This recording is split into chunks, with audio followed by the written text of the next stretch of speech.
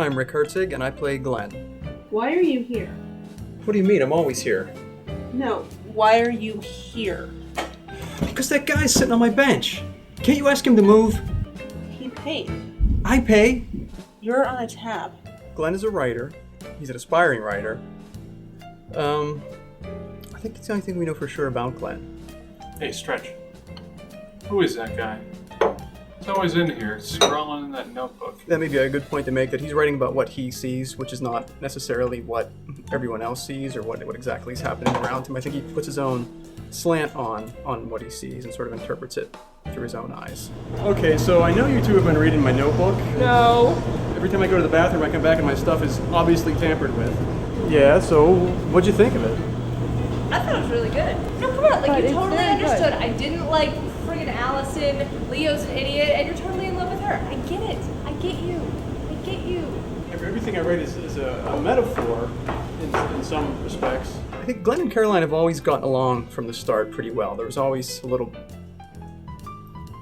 I would say chemistry, but with Glenn, I don't know if he actually has chemistry with women, or usually chemistry has a sort of a positive connotation, and with Glenn, it's always a little awkward. Are you hitting on me? I'm not sure.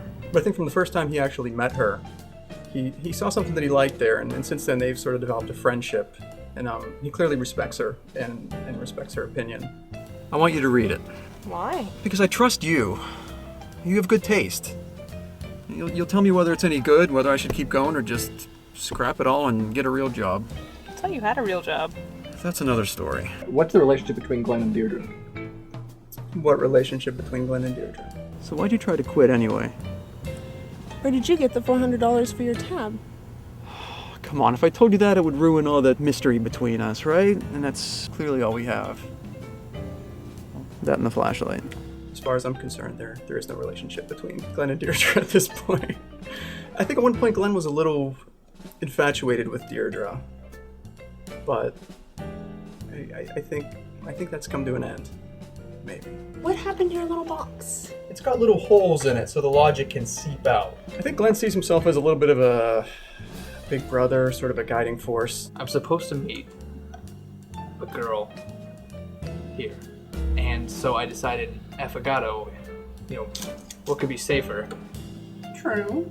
Unless she's insane, in which case she now knows where you work and she can stalk you. He tries to lend some support, offer some advice. Every successful guy I know was either in a frat or smart. I was never in a frat. And what do you do exactly? Some of the advice he's given has been good. Let me tell you something. I'm going to help you out here, okay? I'm going to tell you why. You know why? I wasn't on the swim team in high school. When he's dealing with the guys, I think he has self-confidence. But when he starts dealing with the women, I think things kind of fall apart. I hate for things to get awkward. What would you consider awkward? This? I'm Glenn, and I am something to be desired.